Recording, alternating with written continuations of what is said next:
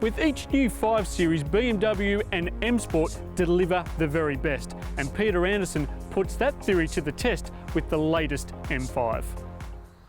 This is the BMW M5. Let's dispense with the question. I can tell you right now that this is an absolutely fantastic car. It's a V8 twin-turbo, 423 kilowatt, 680 Newton-metre sports sedan. It's one of the fastest things you can drive on the road and not kill yourself. The 5th generation M5 is tremendously fast and blew us away on its release a couple of years ago. As part of the lifecycle update BMW calls LCI, all Australian delivered cars now get the competition package. This means a tick more power, stiffer suspension and these trick wheels.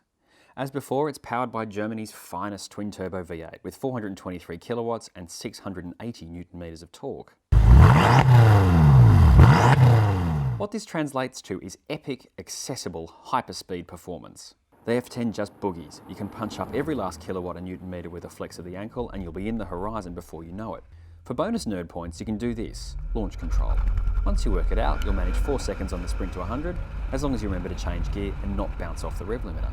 The M5 kind of defined the genre of fast executive cars, and it's really gone past that now. It's not really an executive car. Yes, the 5 Series is an executive car, but this has gone right past that. It lives on its own, really. It's kind of not even a 5 Series anymore. The 7-speed DCT carries over officially unchanged, but with the usual running improvements BMW does on their cars. The interior is also largely the same, with big comfy seats front and back, gadgets galore, and a thumping great stereo which has the usual Bluetooth and USB, but also has digital TV and radio. It's not all about speed though. BMW knows how exhausting it is to go fast, so there's an electric boot lid. There's plenty to keep you occupied in traffic, but once the road clears and you've pressed one of the M buttons, this heads-up display will remove all those distractions for you and let you concentrate on the road ahead. What can you say about a BMW M5 that hasn't already been said? I mean, you run out of superlatives for just how amazing this car is.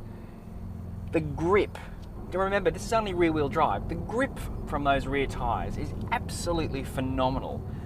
When I was first driving it and getting to know it, I saw a lot of the traction control light, but when you switch the traction control off, all you get's a bit of a wriggle when you put your foot down. It's just so sticky.